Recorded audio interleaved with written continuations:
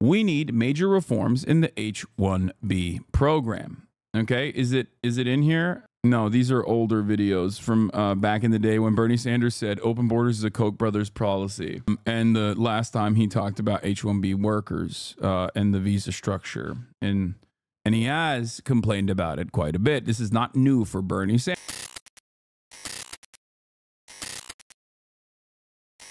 But here's another moment of like theatrics that I thought was odd. Here. Stand right there. That is not your nature to just stand where you're told to stand. Give it a try. Stand right there. That is not your nature to stand where you're told to stand, but give it a try.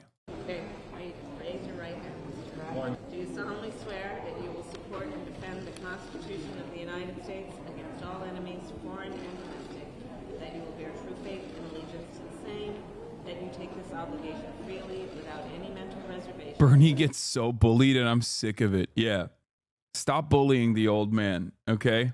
Now, everyone, speaking of Bernie, he's in a little bit of trouble because he had a critique on the H-1B visa program. And I don't disagree with Bernie Sanders' critique, even though I haven't read the entirety of what he was saying. So maybe there's some stuff in there that's actually crazy and like nativist or whatever. But the H-1B visa program absolutely is utilized in a way to create further expendable and more exploitable labor. I don't know why people consider that to be racist and unacceptable to openly say. I have been saying it nonstop. I haven't stopped saying that as well. So I don't know why people would get mad at Bernie Sanders also saying it, because that is the object of, I mean, that is the purpose of this program. Of course, once again, anything that the government does is going to be packaged in a way that makes sense. So the H-1B visa program is going to be packaged as though this is a way to offer citizenship to the best and brightest all around the globe. And there is certainly some truth to that as well, right? That is true. But that's just spin at the end of the day. The reality of the matter is we destroy the global south, and then we take advantage of all of the highest achievers globally by creating an immigration structure where we take educated workers in an effort to displace the American workforce, because those guys will, due to the currency exchange rate, especially if they're sending money back home, which there's nothing wrong with, by the way. It's fantastic. That's why economists that are not ideologically on board with the way I see the world will say this is a win-win. Okay, even though I also consider it to be a win-win. Due to the currency exchange rate, they are oftentimes interested or willing to take on jobs at a pay cut. But more importantly than that, if an H-1B visa worker loses their job, they get deported. So if an H-1B visa worker loses their job and they get deported, they are even more exploitable. So the solution to make this process more ethical and not a mechanism to displace and depress American wages is to ensure that there are safeguards that maintain wage parity and a parity for benefits offered and a protection, additional protections offered to all workers, including H-1B visa workers, protection from deportation, for example. Now, if you were to do that, then that makes sense. Then bosses can't use the H-1B visa program to create extra exploited and to create a hyper exploitable secondary labor market. Okay, that's it. That's the real solution. But of course, that solution is not necessarily one that benefits the capital owners. So Bernie Sanders is in a lot of hot water. Let's take a look at what he said. News: we need major reforms in the H-1B program. Okay, is it in here? No, these are older videos from back in the day when Bernie Sanders said open borders is a Koch brothers policy. And the last time he talked about H-1B workers and the visa structure. And he has complained about it quite a bit. This is not new for Bernie Sanders. So let's read what he had to say. He wrote this yesterday. The current chairman of the Senate Committee on Health, Education, Labor, and Pensions today releases the following statement on H-1B guest worker visas and the recent debate concerning the program. Bernie said, there has been a lot of discussion lately about the H-1B guest worker program. Elon Musk and a number of other billionaire tech company owners have argued that this federal program is vital to our economy because of the scarcity of the highly skilled American engineers and other tech workers. I disagree. The main function of the H-1B visa program and other guest worker initiatives is not to hire the best and the brightest, but rather to replace good-paying American jobs with low-wage indentured servants from abroad. The cheaper the labor they hire, the more money the billionaires make. Where's the issue with this statement? This is 100% correct. The notion that there aren't skilled American tech workers out there that could be doing these jobs is completely, the notion that there are none in the current labor pool is not only silly, it's an abject lie. It's a lie that is channeled through mainstream resources as well, especially when you consider the hundreds of thousands of layoffs that have taken place in our Silicon Valley quantitative easing induced bubble that finally burst a little bit. Okay. In 2022 and 2023, the top 30 corporations using this program laid off at least 85,000 American workers while they hired over 34,000 new H-1B guest workers. There are estimates that as many as 33% of all new information technology jobs in America are being filled by guest workers. Further, according to the Census Bureau data, there are millions of Americans with advanced degrees in science, technology, engineering, and math who are not currently employed in those professions. If there is really a shortage of skilled tech workers in America, why did Tesla lay off over 7,500 American workers this year, including many software developers and engineers at its factory in Austin, Texas, while being approved to employ thousands of H-1B guest workers? Moreover, if these jobs are only going to the best and brightest, why has Tesla employed H-1B guest workers as associate accountants for as little as $58,000, associate mechanical engineers for as little as $70,000 a year, and associate material planners for as little as $80,000 a year? Those don't sound like highly specialized jobs that are for the top 0.1%, Musk claimed this week. If this program is really supposed to be about importing workers with highly advanced degrees in science and technology, why are H-1B guest workers being employed as dog trainers, massage therapists, cooks, and English teachers? Can we really not find English teachers in America? Let's be clear. To the extent that there may be labor shortages in our country in some highly specialized areas that need to be filled by employees from above through the H-1B program, we must utilize this program as a very short-term and temporary approach. In the long term, if the United States is going to be able to compete in a global economy, we must make sure that we have the best educated workforce in the world. And one way to help make that happen is to substantially increase the guest worker fees large corporations pay to fund scholarships, apprenticeships, and job training opportunities for American workers. This is something that I have advocated for from my first days as a U.S. Senator. Further, we also must significantly raise the minimum wage for guest workers, allow them to easily switch jobs, and make sure that corporations are required to aggressively recruit American workers first before they can hire workers from overseas. The widespread corporate abuse of the H-1B program must be ended. Bottom line, it should never be cheaper for a corporation to hire a guest worker from overseas than an American worker. Mr. Musk, Mr. Ramaswamy, and others have argued that we need a highly skilled and well-educated workforce. They are right, but the answer, however, is not to bring in cheap labor from abroad. The answer is to hire qualified American workers first and to make certain that we have an education system that produces the kind of workforce that our country needs for the jobs of the future.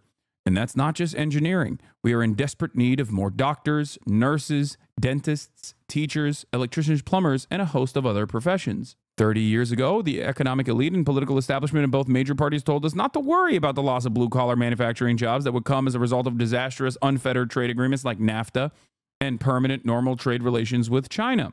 They promised that those lost jobs would be more than offset by the many good-paying white-collar information technology jobs that would be created in the United States. Well, that turned out to be a big lie.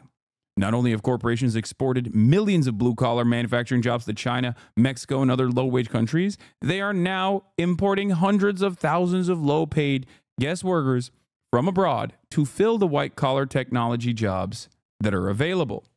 At a time of massive income and wealth inequality, when the richest 3 people in America now own more wealth than the bottom half of our country, and when the CEOs of major corporations make almost 300 times more than their average workers, we need fundamental changes in our economic policies.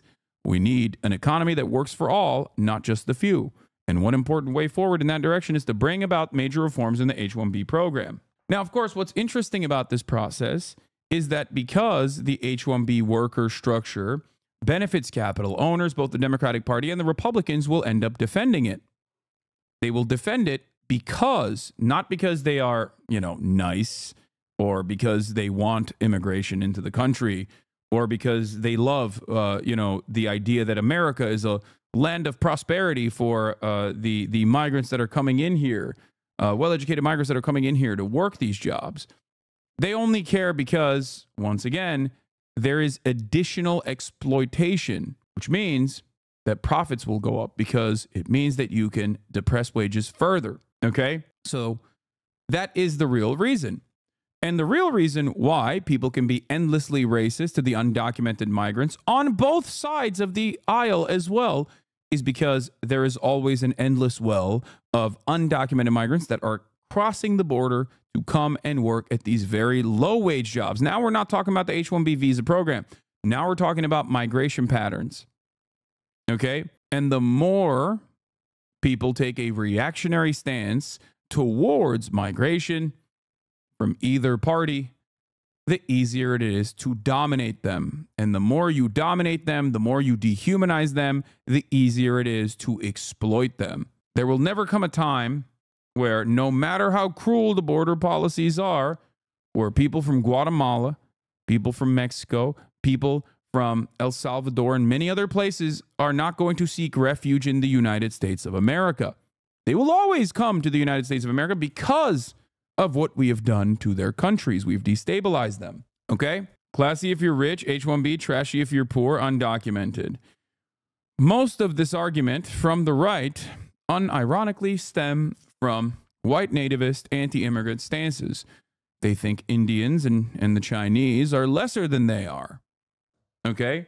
They get mad that Indian workers and Chinese workers are replacing them. But they would get mad if it was Polish workers as well. Trust me.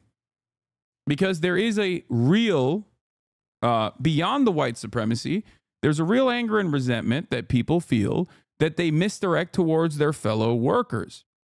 There is no difference between an Indian worker or an Italian worker or a Polish worker and an American worker. There is no difference there at all. They have the same exact class interests. Okay? They do. It is always the systems that are designed in a way to pit you against the Indian or Chinese H-1B visa workers, just so you understand. Megaphonic says, my read of this is that two things can be true. Bernie's right in pointing out the inherent exploitations of the existing H-1B system and providing common sense reforms to fix them, while also being wrong to make a nativist adjacent argument about it. Americans should get jobs first instead of just welcoming immigrants as Americans.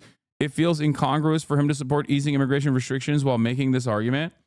Yeah, the only part of this that that comes across as like a little, I mean, if you're hypersensitive and don't believe that Bernie Sanders cares about like migrants or whatever, then you can read this part as like, oh, well, or where is it? If you're hypersensitive about it, I think like there's a couple parts where he just like basically talks about like these have to be American workers first. How is Americans should get the jobs first a little nativist, bro? But I don't think it is. I don't think it is at all.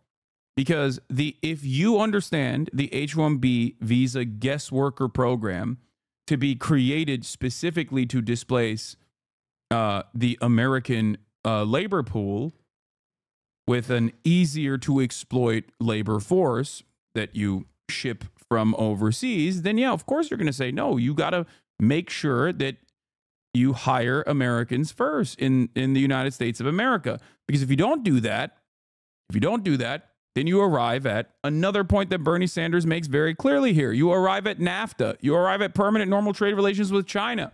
He's absolutely right about that. We talk about how American manufacturing was gutted and destroyed. We talk about the ghost cities in middle America, where places that relied on one corporation basically dominating the town and being its lifeline, only to leave that town and leave it desolate as a consequence. And they leave that town because they shipped the manufacturing jobs overseas. And at the time, the way that this was packaged by liberals and Republicans, who are also liberal alike, was to, one, on the Republican side, this is great for our profits. This is great for our profits. This is going to do free trade. This is incredible. This is an incredible opportunity. And for the liberals, the argument was, well, we're helping these countries.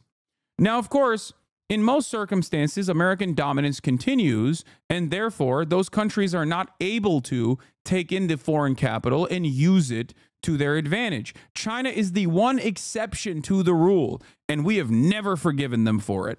If China also operated in the exact same ways as Mexico, because Mexico is so close to the United States of America, so deeply entrenched in American politics and American intervention, Mexico was not able to, due to corruption and the implementation of a narco state, was not able to distribute its funds, its foreign capital, in the same way to engage in even development and urbanization in the way that China did. China, due to being seen as a counter to the potential Soviet regime with the Sino-Soviet split and a multitude of different factors, was able to take in that foreign capital and evenly distribute it amongst this population through central planning. And like I said, if your attitude was that China will never be able to reach the, reach a competitive level and become a hegemon that will outcompete the United States of America in key sectors in a matter of 3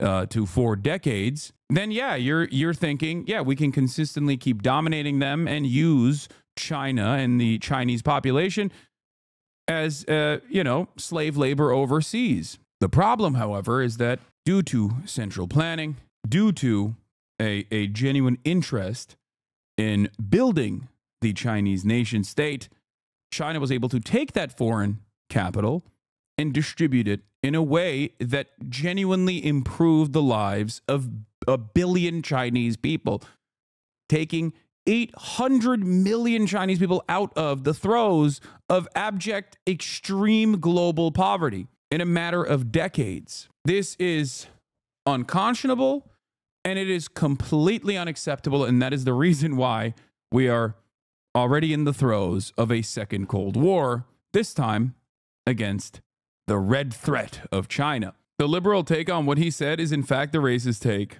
So, my attitude on this has always been that there is enough wealth to go around, whether it be through the H-1B visa program, whether it be the processing and documenting of the 10 million plus undocumented migrants that work in the agricultural sector, in the construction field, and create wage parity for them so that they are not used as an endlessly replaceable, hyper-exploited second labor pool, a permanent underclass that is used against the documented U.S. labor force. That is the real solution. That is the real way to get out of this problem. But of course, that would require shrinking profit margins, and that would be unacceptable. What did you say? If you really think anything Bernie said is racist, I genuinely don't think your opinions will win any elections anytime soon. I mean, that's also a tricky conversation, because if Bernie had said something genuinely racist, there are plenty of genuinely racist people. There are plenty of, like, anti-Indian sentiment, for example, goes a long way on both Twitter and in general. We must not find ourselves in the throes of right-wing reactionary politics simply because it will be beneficial. That's the attitude that the Democrats have. That's the attitude of the Democratic Party in general. As an H-1B visa holder, I ain't rich, and I'm easily susceptible to being fired if I join a union and subsequently get deported if I don't find a job in 2 months' time.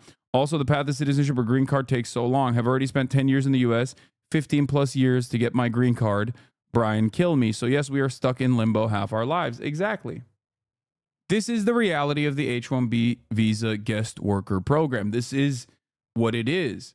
This is the reason why H-1B visa workers are seen as really valuable alternative.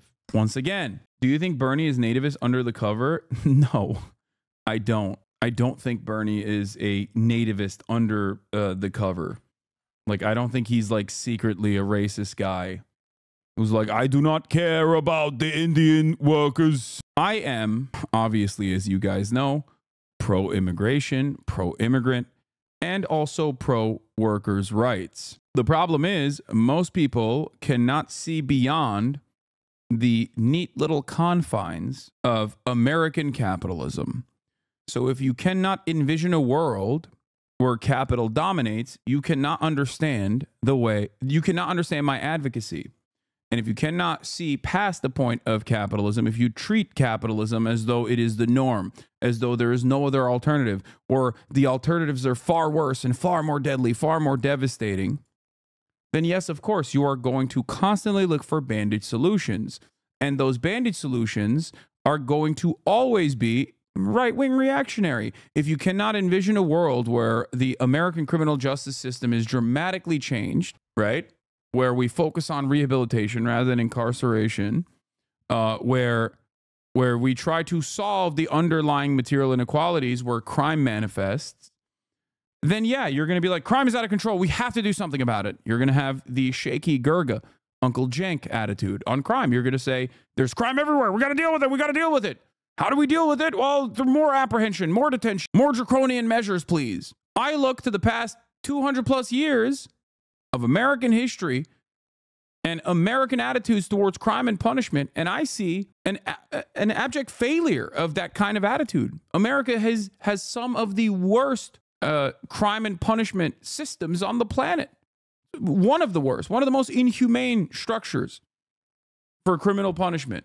Sure, we like to think highly of ourselves and say, well, at least we're not caning people like they do in Singapore or Malaysia, right?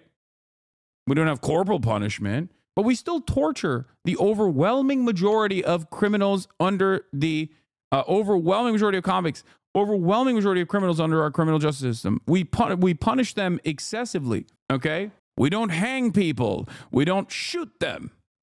We're not barbaric. We don't decapitate them. We don't behead them. That is barbaric. We simply find other alternative methods of execution. Well, it's still capital punishment at the end of the day, a practice that has been banned in many other comparable OECD nations. Somebody in the chat claims that Bernie is a nationalist. That's funny. Yeah, they're gonna be shameless about it and say Bernie is a nationalist socialist. Bernie's a Strasserite. Bernie. Feel the burn. Not to mention that the U.S. is responsible for a lot of the third world violence, both directly and indirectly. Absolutely. I think the irony also revolves around, and we're going to go back to, a different time where, well, lo and behold, Bernie Sanders still is warning about H-1B foreign workers replacing American labor. Let's take a look. Corporations whose main argument is, we just can't find Americans to do this work, and we just need to go all over the world to bring people in. If you listen to them, they will tell you two things. First, in terms of low-skilled jobs, they say they need foreign workers to do the jobs that Americans just won't do.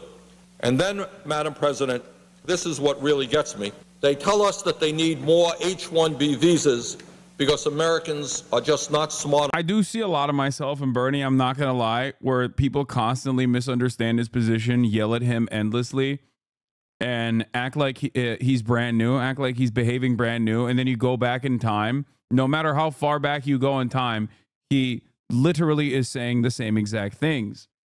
Okay? It's just like they'll be like, oh, Bernie, why are you acting so brand new about this? Oh, my God. And it's ironic. Like, I can't in good conscience understand how so many liberals are chirping at Bernie Sanders over the H-1B visa take, okay, claiming that this is racism, claiming that this is white nationalism, when those very same liberals, not that long ago, before the election, were hyping up Donald Trump's border bill that Joe Brandon was pushing. So which is it? It makes no sense. On the one hand, these guys are like, we got to do border control. We got to kill these migrants. We got to kill all of them. We got to kill every Mexican in the country. What are you doing? I'm a Democrat, by the way. But then simultaneously, they're like, wait, what? You mean that in a sector where there is unimaginable layoffs, these guys still have room for H-1B visa workers? Because it kind of feels like it's used as a mechanism to displace the existing American labor force and bring in, without any sort of wage parity initiatives, create a structure where you are basically taking advantage of a labor force, an educated labor force that's coming from overseas, from countries that we have dominated for years and kept poor for the most part. And it's odd. It's odd to take this approach where you're like, we have to start killing Guatemalan immigrants at the border, and then simultaneously say, Bernie is the real racist. Here's an example of this. Here's a prominent example of this from prominent liberal, not even prominent, but just like a liberal that loves complaining. Kentuckian Milan Coniste says, liberals calling Bernie anti-immigrant for correctly pointing out that corporations love H-1Bs because it lets them exploit immigrant workers is real rich considering how ready and willing, yada, yada, yada. Armand Domaluski responds and says, we're calling Bernie out because he, A, explicitly lies about the program, saying it covers cashiers and dog walkers, and B, he parrots reactionary arguments about immigrants cutting American wages, which is a flat-out lie. Not that long ago, only a couple months prior, he says Kamala Harris ended the Trump border crisis. The audacity, barbarism critic says, the audacity of these fucking libs have to pretend they weren't repeating right-wing border crisis bullshit and promoting Donald Trump's immigration bill not 2 months ago. I wonder what's worse for immigrants, reforming the H-1B program or shutting down the border. They truly expect none of us to have a longer memory than Dianne Feinstein. Why do companies want H-1B workers when they could probably outsource for cheaper? They are already doing that. In the field of IT, especially with IT, especially with outsourcing becoming more easily accessible, people oftentimes do out. That's the H-1B. The H-1B visa program is outsourcing in and of itself. That's what it is. H-1B visa is outsourcing for jobs that require you to be here. What is this? Bhaskar also disagrees with Bernie.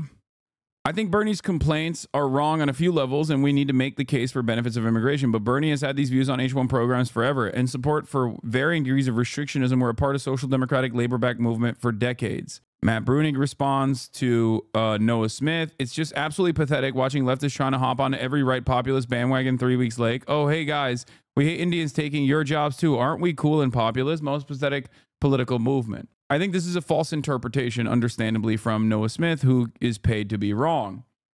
I don't think that leftists are saying that. Wait, what? Not correct? H-1B employees are usually regular on-site employees? No, I said companies already outsource certain aspects of IT overseas when they can, but H-1B visa, the H-1B visa structure is for workers. They have to be on-site. That's what I said. It's basically importing the outsourced labor into America because some labor you can't outsource. Can you explain how H-1B immigrants earning a wage of $120K are indentured slaves? How is calling these people dog trainers not a Nazi dog whistle?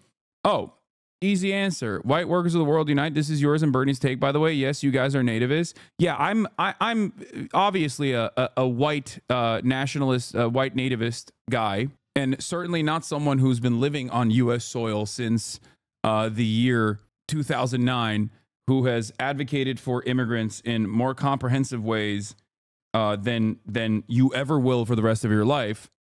As, you know, I am an anchor baby myself.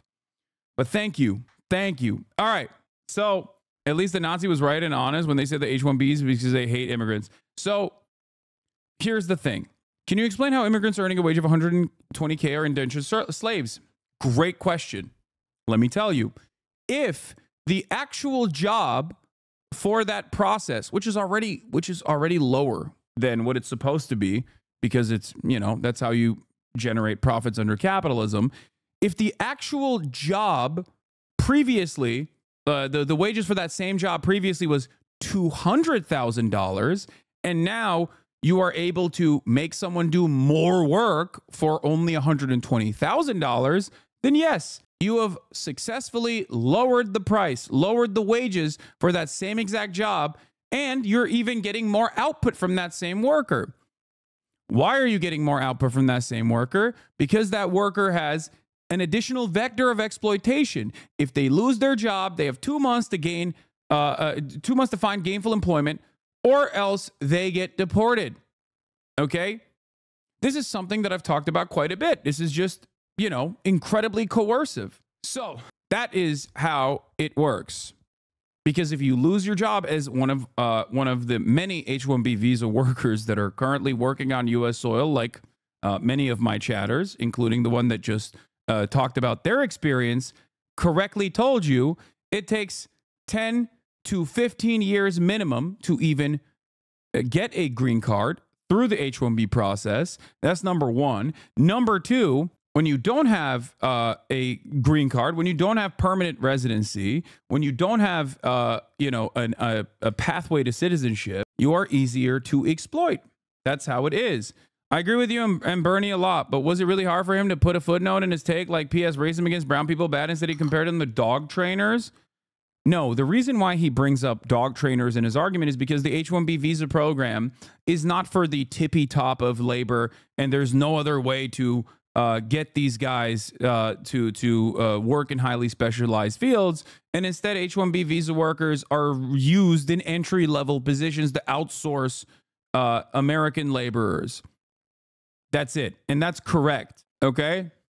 That's not correct, though. There are no H-1B visas for dog trainers. Dude, I like that Bernie Sanders gives a comprehensive breakdown of how exploitative the H-1B visa program is, and liberals laser in on something that they can potentially use to undermine the broader analysis by saying that this guy who has dedicated his life to, social justice, civil liberties, and the like is actually secretly racist. This 900-year-old Jewish man is actually secretly a racist guy in hiding.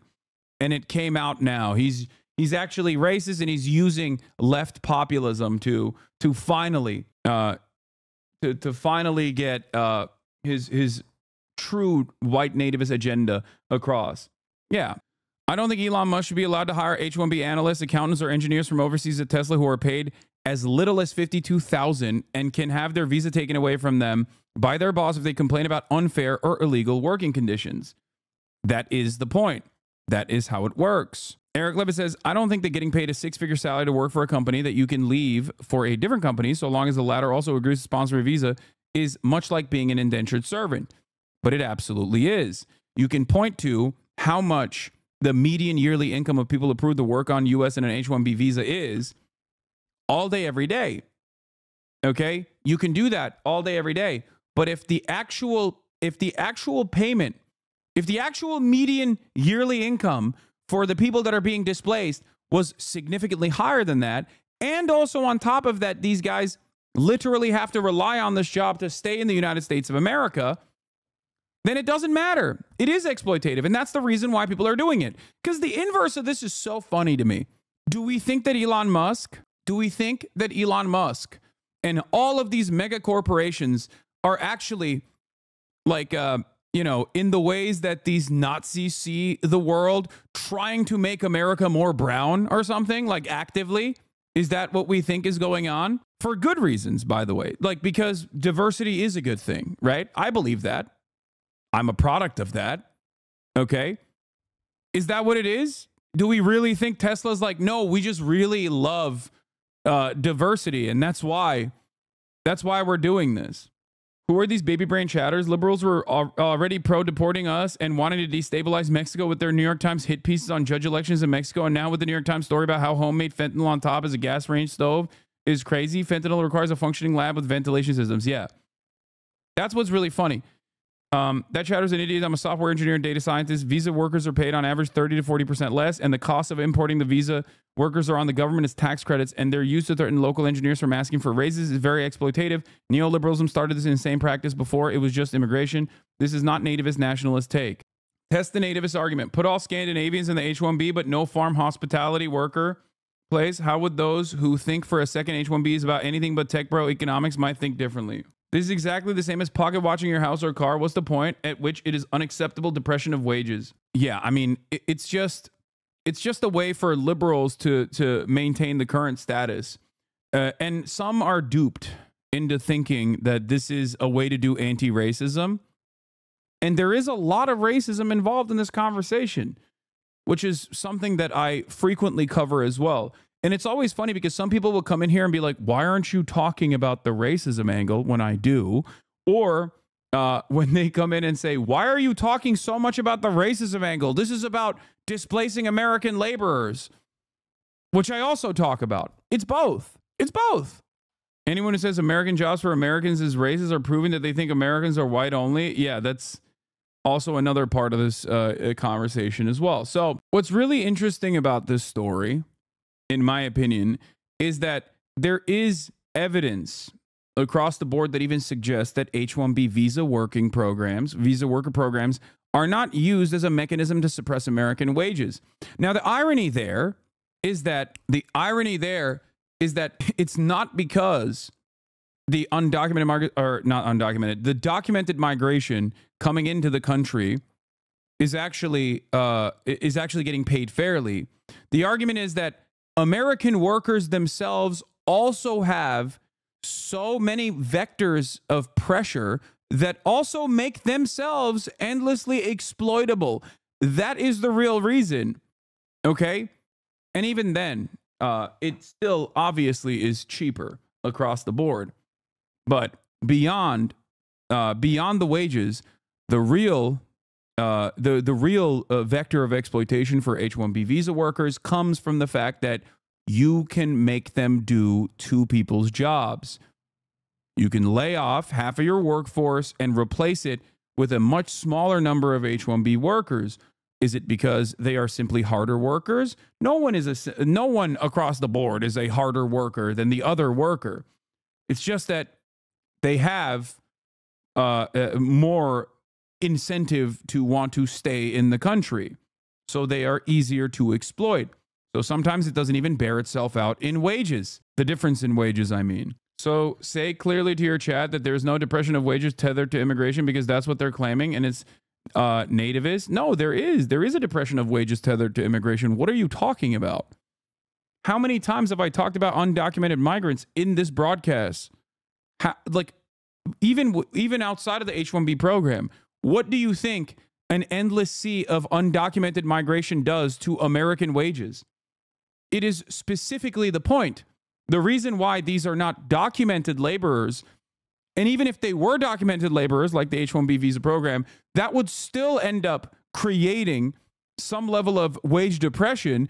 It's just that even that's not enough for the American capital holders. They want it to be even more, which is why they have to stay undocumented. Therefore, if they ever complain, they can be deported. They have no legal recourse. They have no protection. That's the whole point. That is deliberate. That is the deliberate design of American migration. That is the reason why it is structured in the way that it is. And the same principle goes for legal immigration as well. Fewer immigrants mean more jobs. Wait, what? Not so, economists say. What is this? When the federal government banned the use of farm workers in Mexico, California's tomato growers did not enlist Americans to harvest the fragile crop. They replaced the lost workers with tomato picking machines. The Trump administration on Wednesday embraced a proposal to sharply reduce legal immigration, which is said that it would preserve jobs and lead to higher wages. Wait, I think one thing that you're misunderstanding is, number one, I am not in agreement with Donald Trump. I am not anti-immigration. I'm pro-immigration. I'm pro-processing migrants. Okay? You are? GG. Oh my God, I'm losing my mind. The solution to the constant flow of migration depressing wages is not to stop it dead in its tracks. It's never going to happen regardless. And capital owners know that already. And that's why they rely on the endless white nativist sentiment. Okay. The solution is to document them, process them, and allow them to engage in the process of sectoral bargaining through unions. And therefore, everyone's wages go up. There's enough wealth and enough money in this country that you can seize from the hands of capital owners. That is the entire point of this. It's so funny because this is probably something that I've argued for 1,000,000 times over. And it seems like a lot of people have just sat in this chat and not listened to what I was saying when I was talking about this exact same structure. But economists say the tomato story and a host of related evidence show that there is no clear connection between less immigration and more jobs for Americans. Rather, the prevailing view among economists is that immigration increases economic growth, improving the lives of the immigrants and the lives of the people who are already here. This is the one area where I do agree with the economists.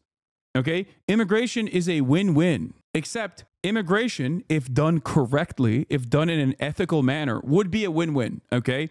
You get migrant workers that come into the United States and immediately get a pay raise in comparison to the wages that they would have gotten in their home nations. That way they can send money back home. Okay. That's number one. And number two, it improves the material conditions in their host nations, and it improves the conditions in the United States of America if there is a necessity for, I mean, we don't have a finite labor pool, right? We don't have a lump of labor. That is a fallacy.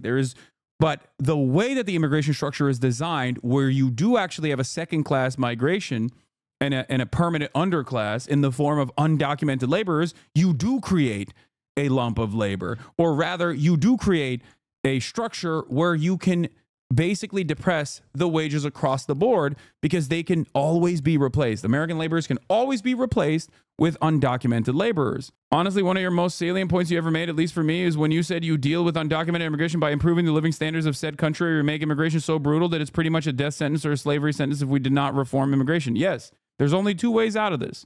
It's not even like a correlation does not mean causation type situation. Like, you can see it.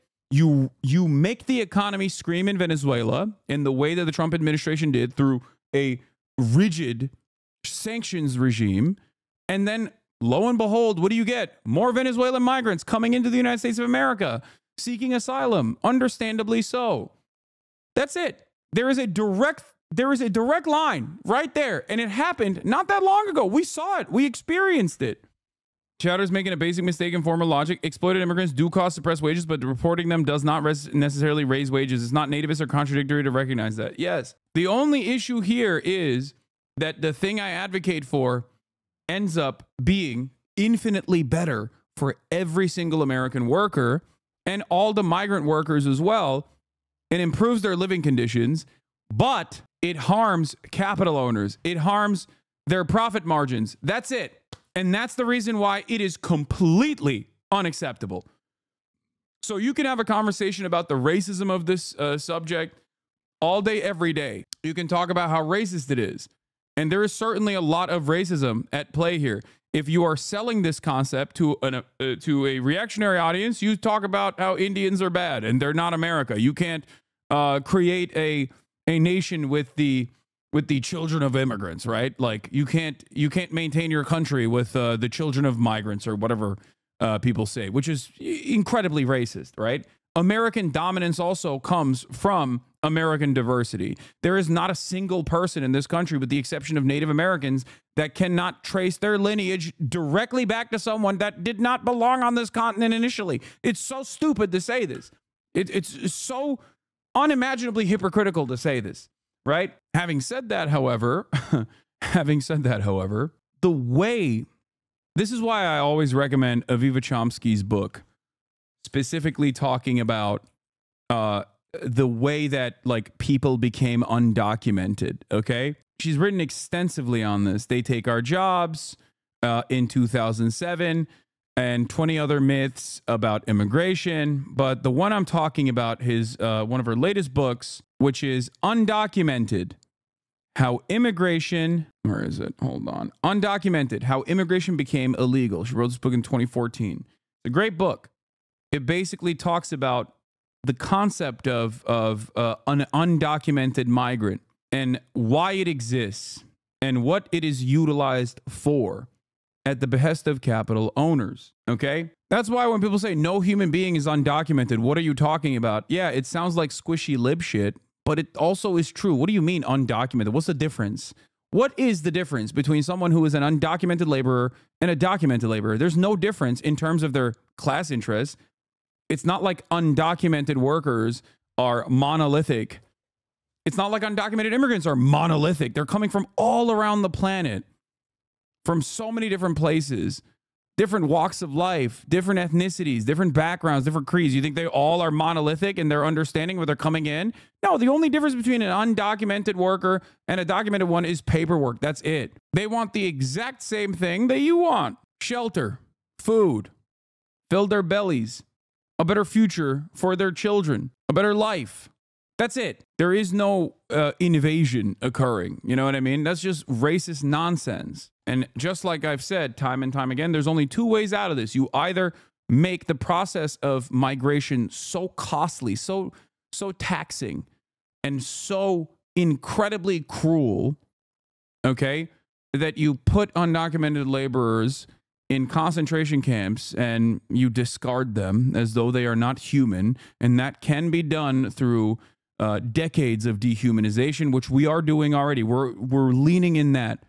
There's only two ways out of it: apprehension and detention and further exploitation, or a more ethical approach to migration and a more ethical approach to American foreign policy in general that keeps these host nations in dire circumstances, destabilized. Bernie is in practical terms advocating for a labor aristocracy with this recruit Americans first policy. That's the leftist critique. What? There is no depression of wages by exploiting immigrants specifically. It's a labor pool-wide phenomenon. Reserve army of labor, brother. Bernie is in practical terms advocating for a labor aristocracy with his recruit American. I love the notion that there is someone who is knowledgeable enough on Marxian thought that still thinks that one of the, like, that is still working at the behest of the ultimate neoliberal strategy. Bernie is in practical terms advocating for a labor aristocracy whose recruit American workers first policy is just genuinely incorrect. Just like you can't have nationalized healthcare without free college, okay? Because obviously no one who is saddled with hundreds of thousands of dollars of debt is going to be able to go and then work with lower wages to become a, to work in like rural areas as a doctor. Okay. All of these things are interconnected. The notion that you can solve the global labor issues, like the issues that especially the global South experiences, laborers in the global South experience, you cannot solve without also changing American foreign policy. Not a neoliberal strategy. The simple solution is give all workers protections, not American workers first recruitment. Wait, what? No, that's my argument. And Bernie also mentioned that too. I love the labor aristocracy argument, especially when talking about stuff like this, because it goes back to that funny take where it's like, I don't care about the American elite. I want permanent first world genocide on the American working class. I don't care about the American capital owners. I don't care about the American politicians. I want the American workers to suffer. I want the American workers to suffer more. Yes, I am an advocate for what you are saying. And so is Bernie. He also mentioned protections for the H-1B visa workers in an effort to make sure that it's only utilized in the way that people claim it's being utilized. Because the reality of the matter is, if there's wage parity and additional protections for H-1B visa workers, one, it automatically is good for all of the H-1B visa workers that are currently living on U.S. soil. They want that, obviously. And two, then you cut out the corporate incentive that is the corporate incentive that, like, they can work H-1B visa workers to the fucking bone, okay? If they are no longer at the mercy of their corporate sponsors, okay, and fear deportation, if they don't work the weekends, if they don't work ridiculous hours, for example, then all of a sudden it's up to the corporation to hire exclusively highly skilled talent, which is what is supposed to be the major aspect of H-1B visa, the work structure to begin with. 2007, Bernie passes an amendment to increase H-1B employer fees to fund STEM scholarships for U.S. students. 2009, Bernie's amendment banning big banks from replacing U.S. workers with H-1B workers become law. This is kind of funny. You could literally point to this and say, well, here Bernie is defending all of those bankers that have exploited the American working class. Bernie is pro-financialization of America.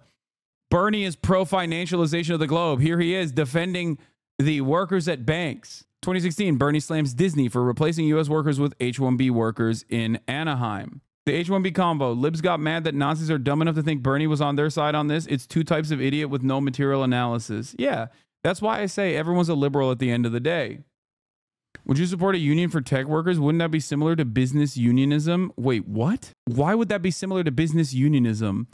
There's a difference between a capital strike and a work stoppage implemented by a labor union. You understand that, right? Tech workers are still workers. Their job does not require further exploitation. They're not like managers, okay? The extension of this is to say that like a CEO is also a wage laborer at the end of the day. Yeah, their job is to depress wages. That is the number one thing that they do. Tech workers, on the other hand, do not engage in the wage depression structure. They are workers. Yeah, business unionism is just a monopoly, a cartel, which also exists. Check your privilege on the least woke way possible. People from the third world do backbreaking work to get a slave wage in the USA. Socialism also applies across borders, mate. Wait, what? Keep the wealthy USA wealthy take. In a global society, there should also be a global distribution of wealth. Keep the what? I'm confused about what is happening here because like I feel like we're back in the 90s and you got liberals like advocating for NAFTA, saying that this will be beneficial for the global South when it demonstrably has not been beneficial for the global South at all. And the only country where it was a benefit was one that had a centralized planning structure and was able to evade American scrutiny, partially because of, in my opinion, Orientalist thought, white supremacist opinions that like the Chinese are not smart enough to ever be competitive against the white Western liberal democracies. That's it. There's only one example on the planet that I can think of immediately. Okay, I'm sure there might be more, but there's one that I can think of, and that's China. That's the only country that has been able to utilize foreign capital that came by becoming a manufacturing hub for the globe, that was able to improve the material conditions of its working class. And we have never. Nah, you just saying buzzwords, dog. What? He's right. What's your rebuttal? He's right.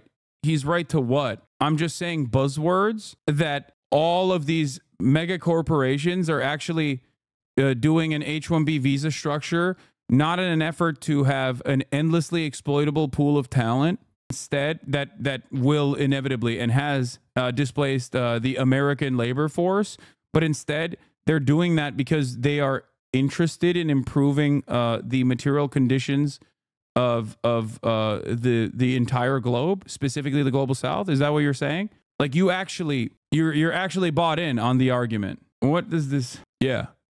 All of the mega corporations are just so woke, dude. They actually do have an underlying positive relationship. They are not working at the behest of capital and constant profit seeking. They actually have a secondary idealistic notion here. They want to improve. They want to improve the nation state of India. They want to improve China. That's the reason why they do H-1B visa structures.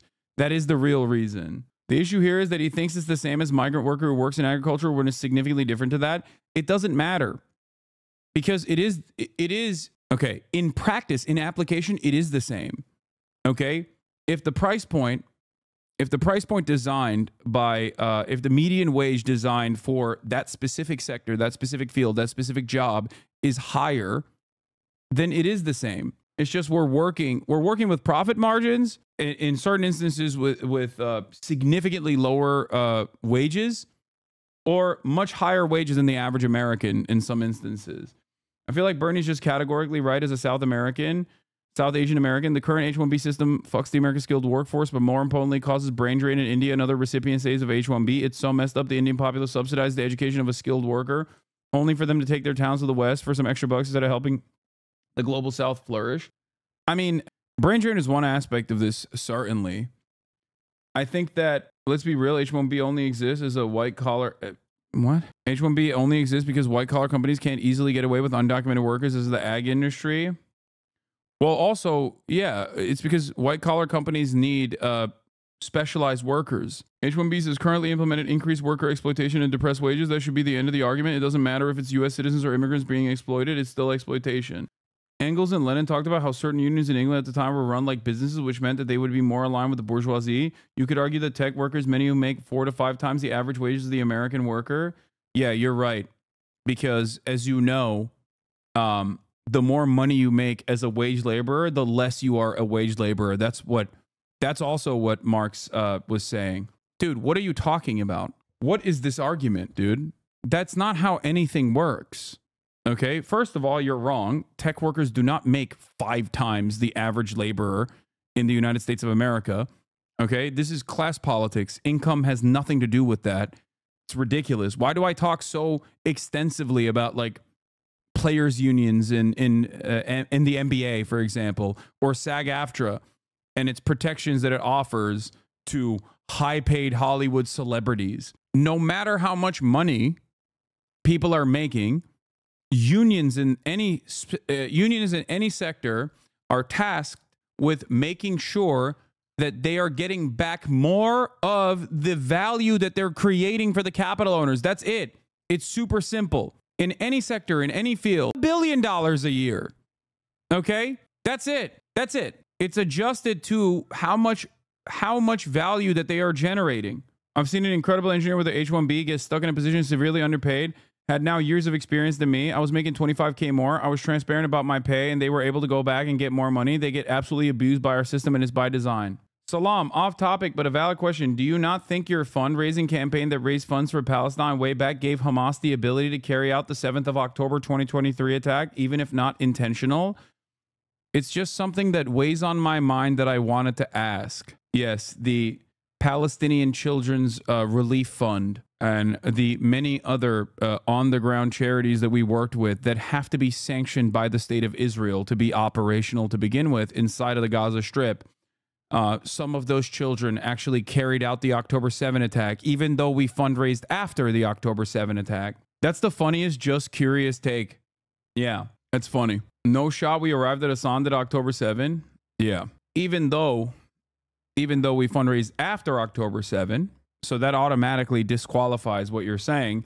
And even though if you knew anything about the philanthropic organizations, the aid organizations that work on the ground have to get previously sanctioned by Israel, like allowed to exist and operate in Gaza, because there's no way that you can get funds or resources into Gaza directly. In order for your question to be valid, I, one, would have to have a time machine where I could go back in time, and 2, be able to somehow directly fund Hamas and evade Israeli authorities. Do you think I have a time travel machine? Anyway, why is the chatter not responding? Following since 15 minutes ago. Anyway, he got his clip.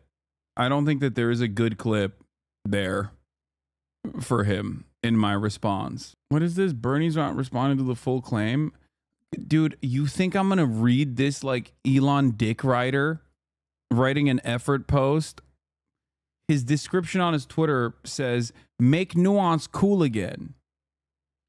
Elon retweeted him. Of course he did, because Elon loves his Dick Riders. Bernie's not responding to the full claim. Elon and Vivek both acknowledge that the current H-1B system is broken and needs to be fixed so it isn't abused in the way Bernie describes. Yeah, which, takes Elon at his word, which I find to be a foolish endeavor. They've also said it needs to be used to recruit top engineers. These two claims are compatible. This is the second time in 2 weeks he's done this. He did the same thing when Elon helped tank the 1,500-page spending bill. It's just another form of identity politics. Instead of focusing on channeling racial hostility, it's channeling class hostility. Billionaires are evil. It's divisive. Don't fall for it. he actually did the whole "why are you coming after billionaires" channeling class hostility. How is that a bad thing? There is not a moment where there isn't class collaboration among capital owners. They are very well aware of their class position. They have designed society in a way that benefits the capital owning class. That is what capitalism is. What a ridiculous thing to say. Of course Elon Musk retweeted this. Oh my God. I like the way that this guy, liberals, right-wing liberals are so funny because their politics are so indecipherable when met with class politics, where they go, "Oh, you're doing identity politics, actually. Sir, you're doing identity politics by engaging in class." Yeah, class politics is identity politics as well, actually. After all, billionaires are an identity. Yeah. Many chatters in here are simply identifying as poor, working class. If only they started identifying as billionaires, they would be able to, become billionaires. That's how it works. That's the power of, that's the secret right there. All you need to do is identify as a billionaire. That's how it works. He did the meme.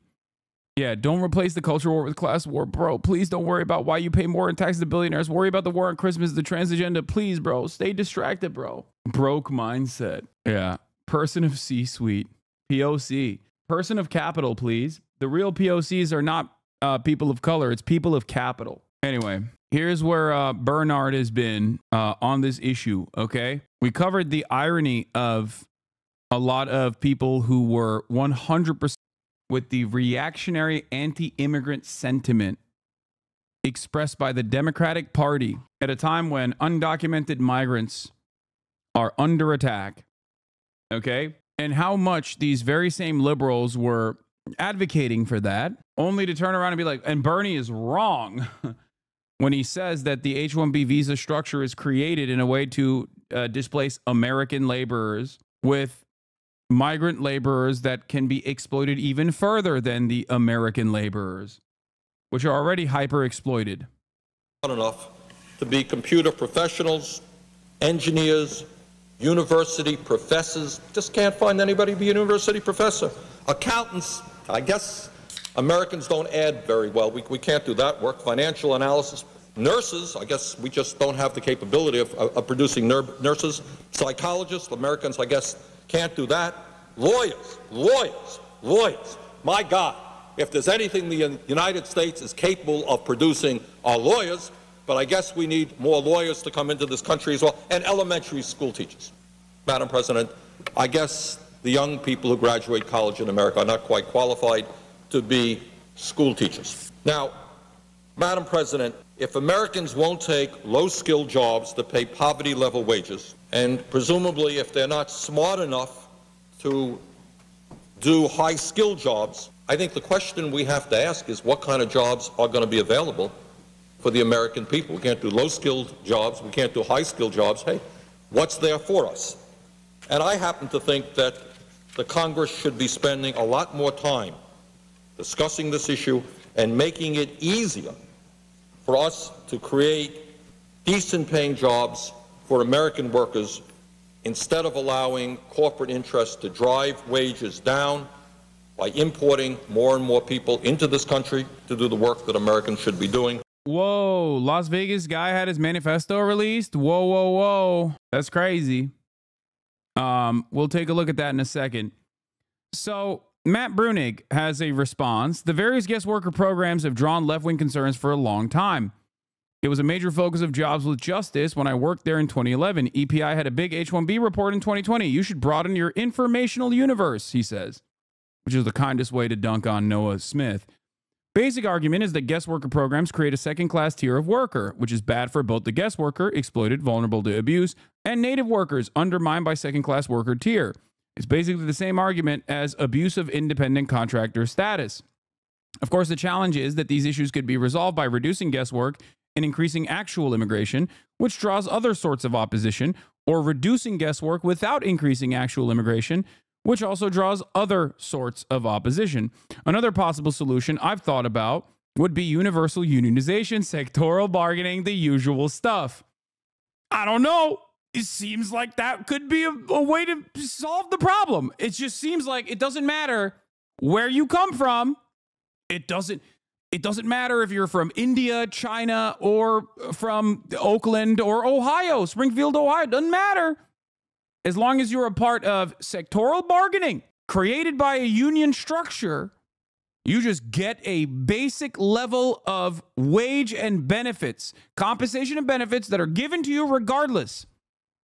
Feels like that's a more ethical process. Now, of course, that's crazy. Why is that crazy? Because that would undermine the profit seekers. That would ruin capital owners. You cannot do that. Incorporating guest workers into a collectively bargained agreements where they are necessarily equal and treated the same as other unit members would go a long way. It would be interesting to see what H-1B employers would say about mandatory collective bargaining for any employer using a guest worker program. I know Elon wouldn't be too happy. He's already of the mind that native Tesla workers shouldn't be allowed to unionize. Something that I've talked about quite a bit. Do you understand? Do you understand? Bernie's position should have been how the U.S. should protect H-1B workers, that they could be leveraged against other workers. His angle was stupid. No, he also brings that up as well in the argument.